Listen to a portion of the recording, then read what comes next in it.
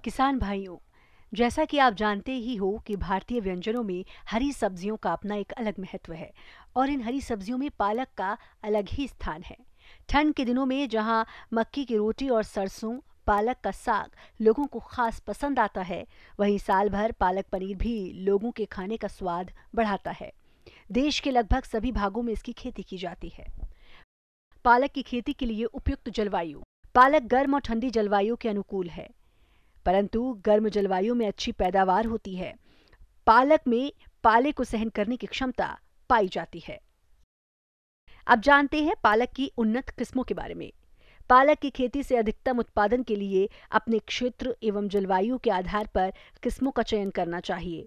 पालक की कुछ प्रचलित किस्में इस प्रकार हैं, जैसे आल ग्रीन।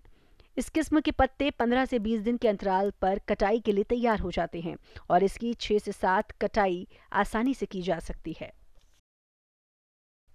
पूसा पालक। इस किस्म में एक समान हरे पत्ते आते हैं और इसमें जल्दी से फूल वाले डंठल बनने की समस्या नहीं आती है। पूसा हरित। इस किस्म को पहाड़ी इलाकों में पूरे वर्ष उगाया जा सकता है। इस किस्म को क्षारीय भूमि में भी आसानी से उगाया जा सकता है। पूसा ज्योति। ये एक प्रभावी किस्म है। इस किस्म की कुल 6 से 7 कटाई आसानी से की जा सकती है। जोबनेर ग्रीन। इस किस्म के एक समान हरी, बड़े, मोटे, रसीले और मुलायम पत्ते आते हैं। पत्तियां पकाने पर आसानी से गल जाती हैं और इस किस्म को क्षारीय भूमि में भी उगाया जा सकता है। हिसार सिलेक्शन 23। ये एक कम समय में तैयार होने वाली किस्म है। पहली कटाई बुवाई के 30 दिन होती है और 6 से 8 कटाई 15 दिन के अंतर से आसानी से की जा सकती है। पंथ का कॉम्पोजिटी 1।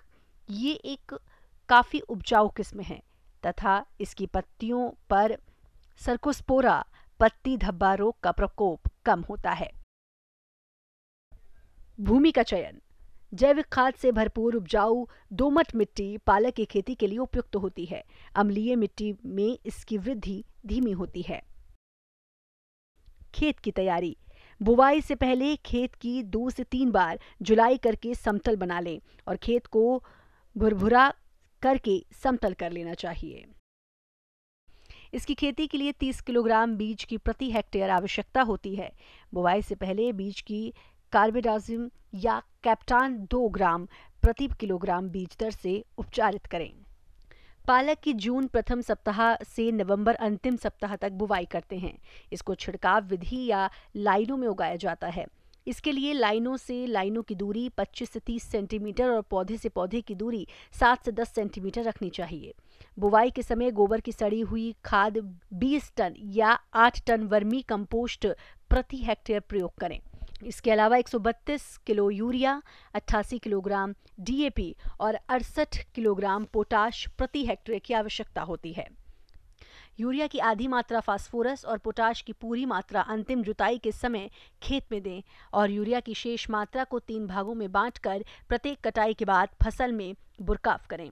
इससे पत्तियों की बढ़वार अच्छी होती है।